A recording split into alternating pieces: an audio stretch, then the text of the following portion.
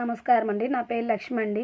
అయితే మనకొచ్చేసి ఈ 43 పేజీలో సంబంధించి గుడిలో షడగోప్యం, శతగోపనం తల మీద పెట్టడం ద్వారా ఏం ఫలితం వస్తుంది ఒకసారి చూడండి. దేవాలయంలో దర్శనం అయ్యాక తీర్థం, షడగోప్యం తప్పక తీసుకోవాలి. చాలామంది దేవుణ్ణి దర్శనం చేసుకున్నాక వచ్చిన పని అయిపోయిందని చకచకా వెళ్ళి ఏదో ఏకాంత నిర్మల ప్రదేశం చూసుకొని కూర్చుంటారు.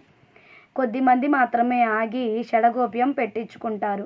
షడగోప్యం అంటే అత్యంత రహస్యం. అది పెట్టే పూజారికి కూడా వినిపించనంతగా కోరికను తలుచుకోవాలి. అంటే మీ కోరికే షడగోప్యం.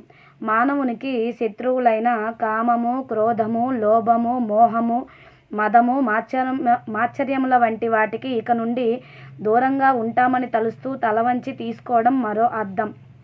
సహజంగా చిల్లర లేకపోవటం వల్ల షడగోప్యమును ఒక్కోసారి వదిలేస్తుంటాము, ప్రక్కగా వచ్చేస్తాము.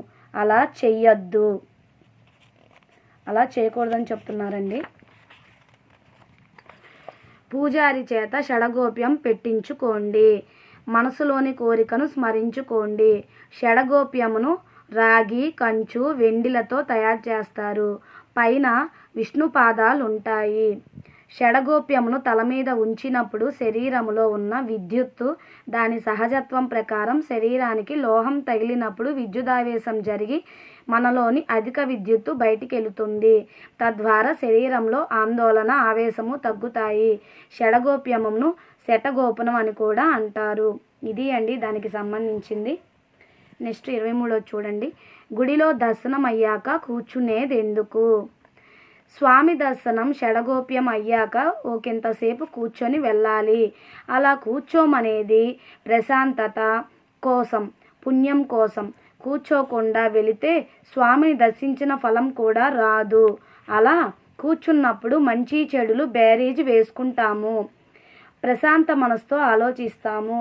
ఏది తప్పు, ఏది ఒప్పు అని ఆలోచనలో పడతాము. రోజువారీ జీవన విధానాన్ని సరిచేసుకొని సరైన మార్గంలో నడుస్తాము. గుడిలో కూర్చోవడం ఒక రకమైన ధ్యాన పద్ధతి కూడా. కేవలం కూర్చోవటమే కాకుండా ఓ 2 నిమిషాలు కనులు మూసుకొని ధ్యానం చేస్తే మరింత శుభం కలుగుతుంది. దాల్భ్యుడు సూక్తి. సమాధిలో గోచరించు దశవిధ నామములకు భ్రమింపకుము. నెక్స్ట్ 20.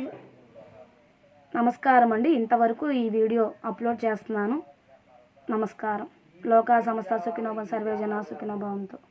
ఓం శాంతి శాంతి శాంతి.